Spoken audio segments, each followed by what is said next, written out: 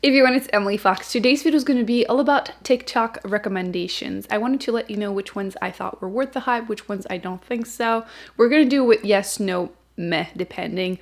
Obviously, I'm going to explain my reasons for my reviews because just because I didn't like a book doesn't mean you'll feel the same and you can decide on your own. But yes, I've seen these going around quite a bit, so let's do this. By the way, I have done a similar video in the past. I'll link that down below if you want more recommendations. So let's get to it. The first book I've seen a lot is Normal People. I feel like this book was really popular when it came out, still popular with the TV show and everything.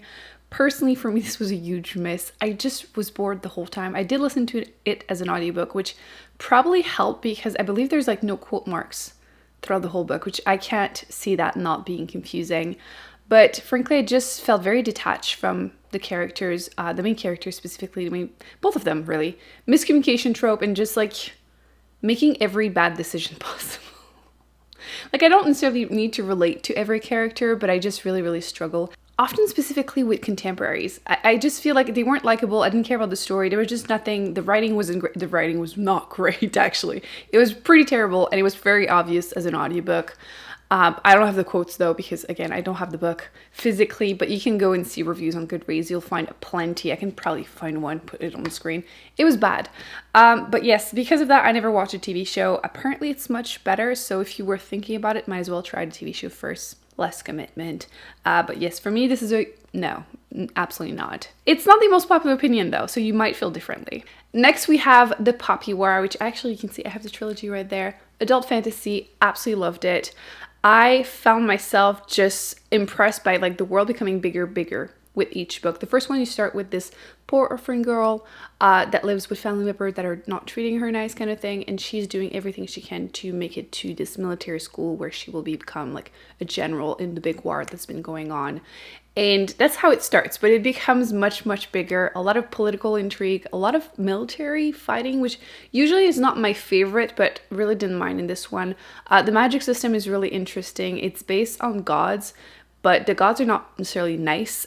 The more you use your powers, the crazier you become. And obviously there's just a handful of people that can use powers. And it's just great. Frankly, just do it. If you enjoyed the first book, you're going to enjoy the whole trilogy. And I just feel like the ending was good. I found myself disappointed a couple times with like trilogy. You know, you wait years to get to the ending and it's like kind of meh. Not fun. But this one, I think, I mean, I'm still hurt. No spoiler, obviously, but I think it was the right choice. So highly recommend, yes. Then we have No One Is Talking About This, which I know why, because it's okay, to be fair, I kept seeing this cover, which it was intriguing. I believe it was sold to me as like, oh, it's like a Twitter feed, and like I thought it was going to be like a social commentary kind of thing, but no, it was just very confusing and very boring. It's such a short book. I listened to it as an audiobook, and I think it was like 4 hours or something, like ridiculously short, and I just couldn't even finish it. I was waiting for the social commentary part, but nope. So I feel a little bad saying no after not even finishing it, but when I put a book down, which I'm learning to do more and more, I'm trusting my gut, so no. Next we have We Were Villains, which I absolutely approve. I love this book. I took this picture of my edition, which feels very Halloween-y, kind of like fall vibes, which, I mean, Dark Academia during the fall is usually the perfect combination. But you're following a small group of students in university where they learn Shakespeare plays, which I have never read any. I never had to in school, so I have no attachment to it, and I wasn't sure if I was going to enjoy myself reading a bunch of like quotes of the plays, but I did. I actually listened to it as an audiobook, which I think is not a bad way to do it because you just listen to the actors playing. There's like a murder mystery situation with the students. It's very atmospheric. I just highly recommend this, honestly. There's nothing else to say. It's all vibes, 100% all vibes. So if you're looking for a new murder mystery, Dark Academia vibe book for the fall, pick this one up. Absolutely, yes. On the opposite side of the spectrum, we have Night House by Leigh Bardugao. I was so excited for this book. I was dying for an adult book by this author. This one is an urban fantasy. I mean, we all know her for the Shadow and Bone series, and I didn't like it. Okay, the premise is really interesting. You have like murder mystery, urban fantasy in university. So like this woman goes to university to try to figure out what's going on with like fraternities, like magic happening within fraternities. There's a magical library, although it's a really small part in the book. I was super excited, but I couldn't care less about the story, but mainly the main female character. I just really didn't care for her. There's a scene in there that is controversial and problematic. I hated that the author felt the need to put that in there. The only thing that was good in here was Darlington, side male character. He was the only reason I finished the book, because the mystery is resolved and there's like 3 hours left in the audiobook. Which, by the way, I flip-flop. I had the physical book and I was hating it so much that I got the audiobook from my library so I could finish it. So, no. It's the first book in a series, and I'm kind of curious to see what people are going to say. Book 2 is supposed to come out very soon. I'm curious, but I'm not planning on picking it up. Unless everyone gives it 5 stars, even the ones that hated the first one, maybe. But it's such a letdown. For me, it was a no. But again, this is not the most popular opinion, so you might feel differently, but didn't care for it. Let's add a little nonfiction in here. I saw Cultish on there, and I picked it up. I was really curious. One of my challenges this year is to try to read more nonfiction. I'm trying to find like fun ones, and cults, it's not very light and fun, but still, the cover, not gonna lie, played a part into me picking it up. And I really enjoyed it, although I do want to mention that on the cover, I believe it says the language of fanatism.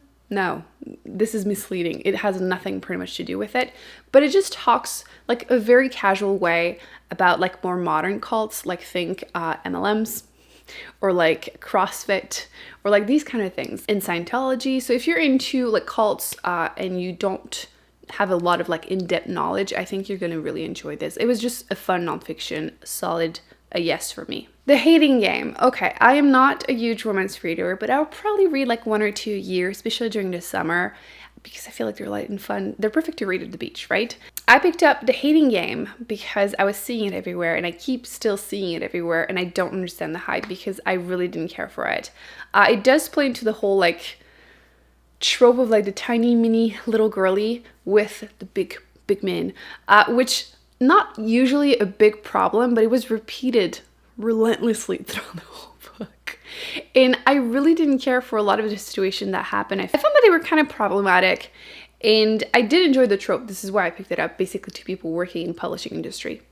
Of course, readers are going to want to read about this.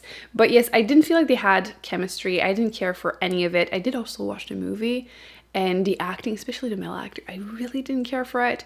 But yeah, no, I don't understand. No, not for me. Before the Coffee Gets Cold. Okay, this one is kind of a yes, but I am someone that I love sci-fi, one of my main genres. But I feel like I don't mind reading certain books if I really enjoy the concept, and I'll excuse a lot and still think it's an overall like worth the read kind of book. But, and I feel like this is the case with this one. The premise is really interesting. In Japan, there's this coffee shop where you can travel in time, or there's that rumor about it. It turns out there's some really strict rules, though. You have to like stay sitting. You have to come back before your coffee gets cold. And you can only go back, in that cafe. So if you want to go see someone, they must have been at that coffee shop in the past. So it's very strict, which makes it interesting.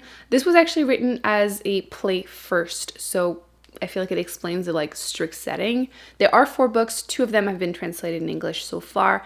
I have read both of them. I do feel like book 1 was better. My only complaint with it is a spoiler, so I'm not going to mention it unless you're curious in the comment section. Feel free to ask me. But the last story, it's like 4 or 5 short stories. The last one, I really didn't care for that choice. But overall, I thought it was a fun, interesting concept. Is it mind-blowing, the best book I've ever read? No, but I thought it was fun. So for me, it's a yes, but it might be more of a meh for some people. The Atlas 6. Okay, I mentioned how much I like Dark Academia, Magical School, and that's what you have here. You have 6 people that are chosen to be part of this school, but there can only be a certain amount of them that make it to the next step. They're all super unlikable, as is usually the case with Dark Academia books. And I feel like this should have been a winning combination for me, 100%. But I found that they were like more than unlikable. Like I couldn't root for anyone. I didn't care for any of the stuff that happens. And I found that the magic system the magical library, the trope, like everything was just so all over the place and underutilized. I barely finished it. Honestly, super popular. I even have the self-published edition, which the cover was so much better. But for me, this was a no. No, I know that it has been like reworked before it was republished, but I don't think people like it that much more. I'm not going to read it. I don't think I'm going to continue either. So for me, this was a no, but that cover is so beautiful. I'm pretty sure I'm going to keep that book just because of that. I think I'm especially mad because there was just so much potential. The next one is Night Bitch. Okay, bear with me. This one, this book is something. It's kind of horror, definitely horror in my book at least. You have this woman. She is married. She recently had a baby, and you kind of just don't know if she's losing it or if she's slowly transforming into a dog. And frankly, in her shoes, I would have lost it too. Her husband is not really helpful. Obviously, a baby is very demanding. She had to stop working as an artist. She's trying to make friends, and the women are basically trying to sell her like MLM kind of stuff. So like horror stuff, 100%. I really enjoyed the slow descent into madness. I didn't care for the ending, which again, I'm not going to spoil it, but I feel like, I don't know, I would have made different choices for the ending, but it was still kind of worth it, but still let down at the same time. So I'm gonna go with meh for this one.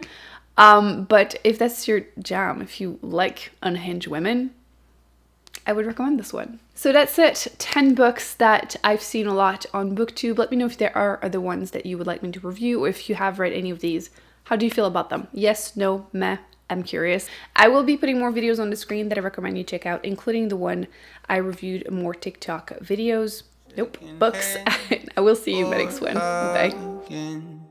Kiss on a cheek or loving just like we